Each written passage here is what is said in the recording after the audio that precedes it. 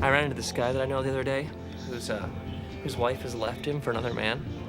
And this guy, he's like still wearing his wedding ring, and he's got kind of the hopeful, you know, hey, we're gonna make it through this kind of feeling, and he's trying to kind of convince himself that it's gonna be okay, but it just doesn't look like she's coming back. And this other friend of mine, she was telling me that like she doesn't really have the same kind of beliefs as her family. And every time she goes to a family reunion, she said they all just turn on her, and they said she's like, they just get mean and angry, and she says it just gets ugly really fast, and she leaves in tears every time. It's like everyone I know has wounds. And some are small, kind of petty, like, you know, you just need to get over it. But a lot of people, they're big and serious and deep wounds. I was talking to this girl I know the other day, this friend of mine, and partway through our conversation, she just said, she's like, you know what, I was raped. It's like we could speculate why all this happens and why people do these kinds of things, and we could try to figure it out forever. But I think what we want is to be free from this, don't we? It's like we want to be alive and healthy and whole. I mean, I don't want what somebody else did to me to like determine what my life is going to be like. Do you? Because sometimes it's like big things and sometimes it's small things. I mean, maybe for you it's just like an offhanded comment by somebody you don't even know, but maybe it was somebody that you really loved or that you still love, and they left you. Or like maybe like just a business partner who took the money and ran, or a relative who abused you, or a friend who like turned on you. And it's like you try not to think about it, but then if you're like me, then you end up thinking about it more than ever. And it's like we want to put this stuff behind us, but how? Or have you ever had this happen? It's like you think you're over it, you think you're okay, you think it's in the past, and then you either run into the person or you run into something that reminds you of them and what they did to you, and then it all comes back like worse than ever. And it's like you thought you were over it, but now you're more into it than ever, and the wound is like reopened and it hurts more than ever. And then it becomes a day or a week or 10 years later, and now it's become like a part of you. It's like you can't shake it and can't leave it behind. And so then eventually what happens is revenge becomes our only hope, and we aren't free.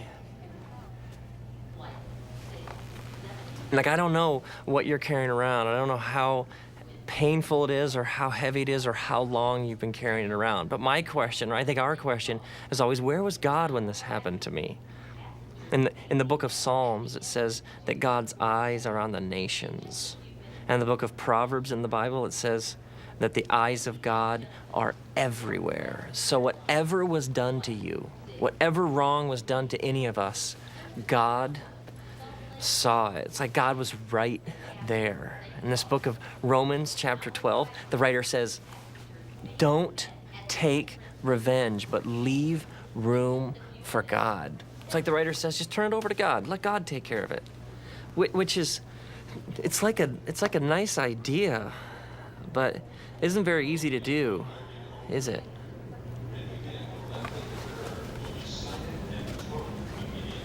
It's because like revenge, revenge is like part of our world, isn't it? I mean, we talk like this all the time. And we'll say things like, I'll settle the score, or I'll teach them, or they'll learn not to mess with me. I mean, we talk like this all the time.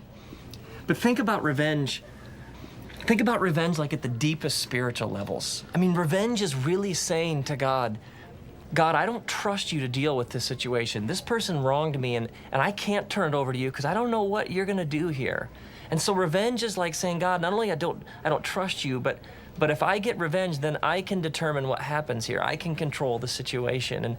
And so revenge is like saying to God, I don't trust you. I actually think I can do your job better than you can. And some friends of mine and I the other day, we were talking about this idea of what revenge really is at the deepest spiritual levels and how it's just an insane way to live. And my one friend starts telling this story. He says he used to have like golf balls in the glove compartment of his car. And so he'd be driving down the road and somebody would like cut him off or do something in traffic that got him mad. So he'd pull ahead of them and then he'd pull in front of them and then he'd take the golf balls out of the glove compartment and he'd like toss them out of his sunroof, hoping that they would like dent the car that had cut him off. And we're all laughing, but we've all done things like this, haven't we? Like completely crazy things because we were just so bent on revenge and evening the score. And revenge doesn't satisfy, does it? I mean, have you ever really evened the score? I mean, have you ever really gotten revenge and then felt good about yourself? It's because revenge doesn't work, does it?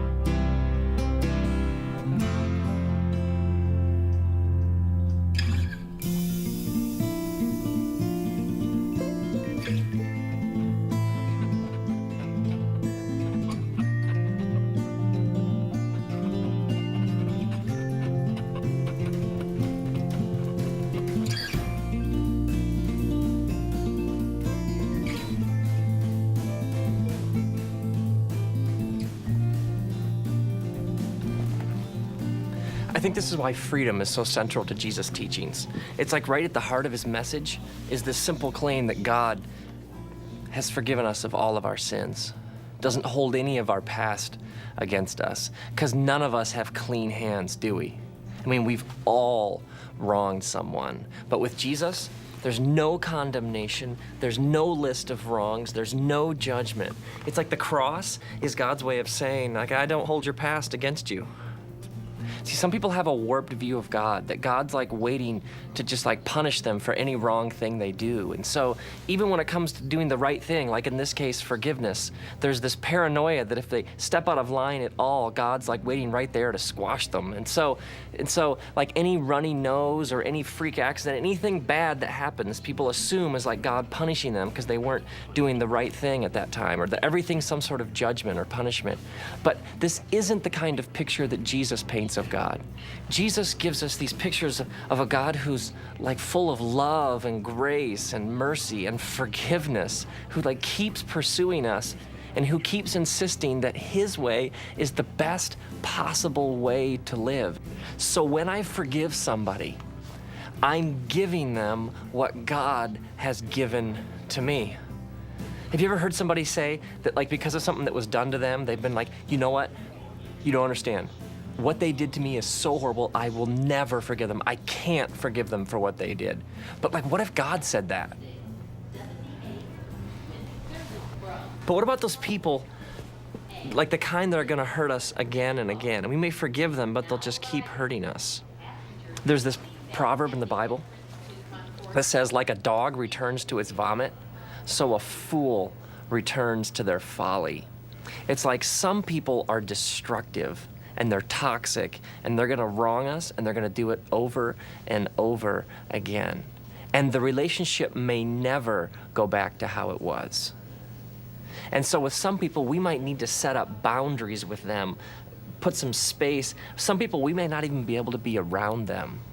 Because forgiving isn't always forgetting. Like in the healthiest of relationships, somebody wrongs the other person and then they just, like they let it go and they move on and it's no big deal. But sometimes forgiving is remembering.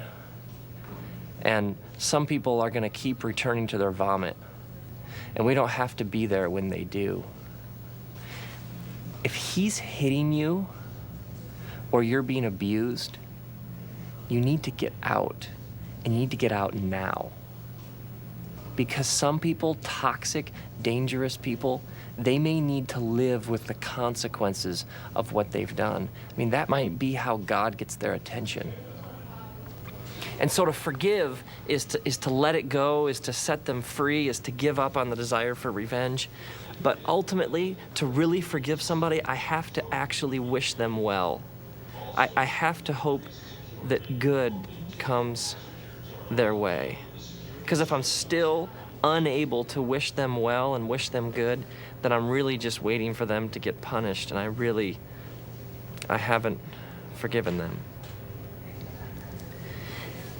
Maybe the real point of forgiveness isn't other people.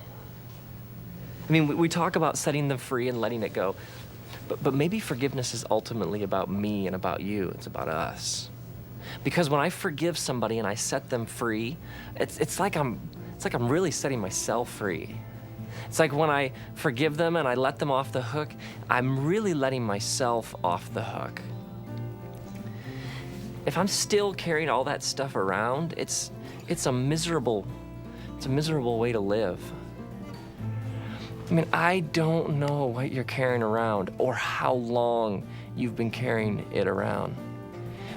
But as we journey through life, we get hurt and we get wounded and we end up carrying these debts that people owe us. It's like we carry them with us everywhere we go. And after a while, these bags get heavy, don't they? And they can end up making the journey exhausting.